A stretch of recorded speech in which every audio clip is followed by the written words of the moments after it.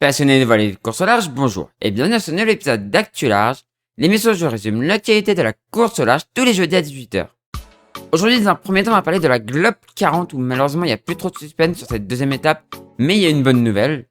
Ensuite, on va parler de la Solitaire du Figaro qui part dimanche de Nantes. Ça va être une super belle course à suivre, avec en plus, voilà, les deux Normands et tout, enfin voilà.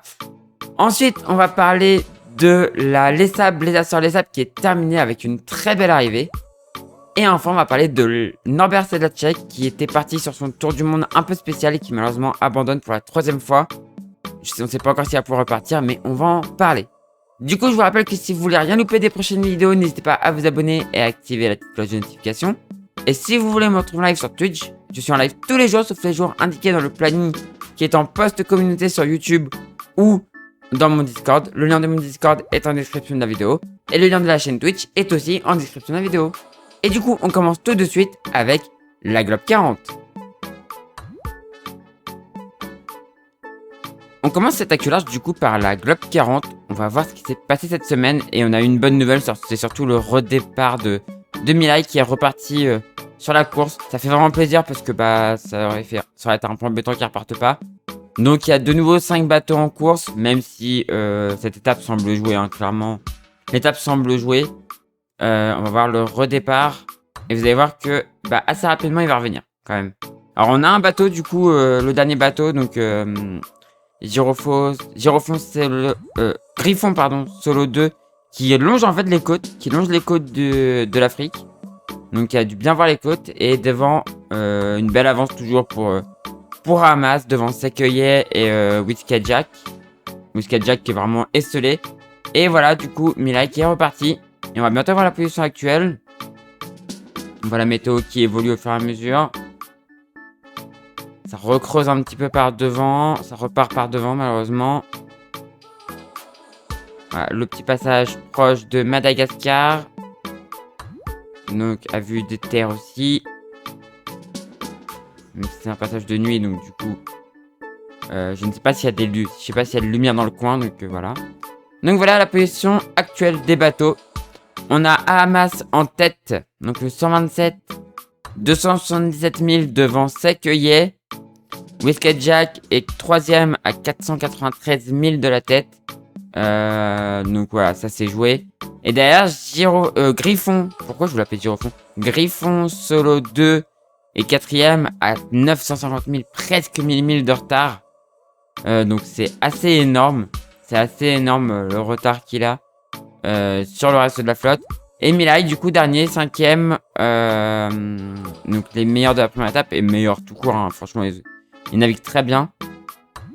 Le 101 qui a d'ailleurs été campagne de France il me semble, ou c'était 100 ou 107, je sais plus.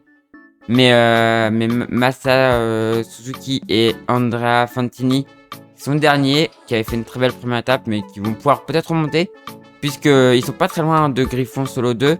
On voit 950 000, 1095 000, il y a quand même plus de 100 000, mais il remonte petit à petit. Donc on va voir s'il arrive à remonter avant l'arrivée. On va regarder aussi les conditions pour les prochaines heures. Les conditions pour les prochaines heures de course. On voit que derrière, il y a toujours du vent, donc ça c'est cool pour l'instant. Pour la remontée, ouais, pour aller vers Port-Louis, c'est du prêt, toujours du prêt. Il faut éviter les dévents de l'île de la Réunion qui sont assez hauts, hein. L'île de la Réunion, c'est une île haute. Donc plutôt passer dans l'est de la Réunion plutôt que dans l'ouest. Voire même s'il n'y a pas de... Alors par contre l'île Maurice je sais pas. Mais au pire s'il n'y a pas de marque obligatoire, peut-être passer par là et revenir comme ça. Pour éviter les dévents ici. Je sais pas si l'île Maurice est une île haute. Mais on a l'air de voir un tout petit peu de dévent. Ça a l'air d'être moins fort quand même que l'île de la Réunion, donc ça semblerait passer, mais ouais, dans l'île de la Réunion, faut pas passer sous le vent, quoi. Faut absolument pas passer sous le vent. On voit bien qu'il y a un bon gros dévent. On peut regarder la distance, hein. Regardez la distance. Hop, d'ici à ici. Grosso modo, vous avez 62 000 de dévent, environ. Non, c'est pas ça que je vais faire, voilà. 62 000 de dévent, ça vous donne un peu le truc. Mais ouais, sinon ça va être que du prêt pour remonter. Donc à voir ce que ça va donner. Mais ouais, à voir comment ils vont passer, comment Hamas va vouloir passer. Et derrière, par contre, ouais, ils vont toujours avoir du vent. Par contre, derrière, là, on voit 72 heures, ça va même être un peu violent. Donc, à voir comment ça va se passer. Peut-être un petit peu de retour quand même. Je pense que, franchement, je pense que Mila, il peut aller chercher Griffon. Après, plus loin, c'est trop loin. Et ouais, pour la dernière place, ça va jouer entre les deux. Par contre, je pense que ouais, devant, je pense que ça va rester, mais ça va être du prêt pour remonter. Ça va être intéressant ces dernières heures de course. On verra dans une semaine, les premiers seront arrivés. Je pense même que les derniers seront arrivés, on verra. Mais on refera le point dans une semaine. On verra qui a gagné, même s'il n'y a pas trop de suspense. Mais on verra le classement de cette deuxième étape dans une semaine dans Actu Large. C'est dimanche que va s'élancer de Nantes la première étape de la Solitaire du Figaro en direction de Port-la-Forêt. 34 skippers, dont 5 femmes et une dizaine de bisous vont s'élancer sur un parcours de 644 000 qui les fait passer par Stockholm Island à l'ouest de l'Angleterre. La course va être très disputée avec un grand nombre de favoris et même un bisu qui, selon moi, est capable de créer la surprise au vu de ses résultats qu'il a eus sur les premières courses. Je parle bien évidemment de Guillaume Pirouel.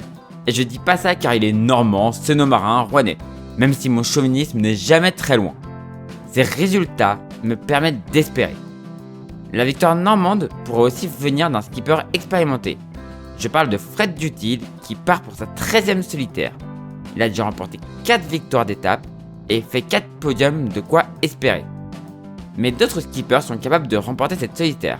Je pense surtout à Tom Laperche qui est actuellement en très grande forme et dont tout le monde va devoir se méfier. J'ai hâte que le départ soit donné pour suivre cette course qui va être passionnante. On va suivre ça très attentivement dans Actu Large. Quel magnifique finish sur cette les Açores les Sables. Franchement, c'était magique. C'était magique ce finish là parce que la semaine dernière, je vous avais dit que je pensais que le groupe du Sud allait l'emporter. Bah, c'est ce qui s'est passé. Au moins en proto, vous allez voir que jusque maintenant, à ce moment-là, on pouvait se dire ouais, c'est bon pour le groupe du Nord. Et en fait, vous allez voir que bah non, ça passe par le Sud, mais ça se finit, vous allez voir, hein, franchement, c'est beau, c'est vraiment beau. Là, ce finish, franchement, magnifique. Franchement, finish magnifique. Et Pierre Leroy qui passe en tête. C'était sa dernière course en plus en mini. Et Pierre Leroy qui passe en tête. Donc vraiment une très belle course de Pierre Leroy. Franchement, félicitations à lui. Et donc il est arrivé en 9 jours, 13 heures, 23 minutes et 30 secondes. Alors que derrière, on va voir que ça va arriver un peu plus tard. Voilà.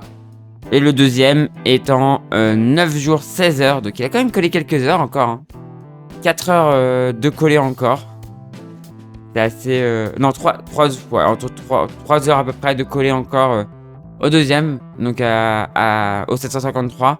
Donc Jacques Delacroix Delcroix qui a encore fait une belle course aussi. Une très belle deuxième étape. Et le troisième, voilà. Uros Krachevac. Sur son plan manuel de 2009. Là, c'est un plan Bertrand de 2009. Et là, un plan raison de 2021. Sur 759. Qui finit en 9 jours, 19 heures. Donc, pas très loin. Enfin, il y a de l'écart à peu près. C'est à peu près le même écart entre les trois premiers, en fait. Donc voilà. C'était une belle arrivée. On va voir chez les séries, du coup. Chez les séries, on voit l'arrivée du premier ici.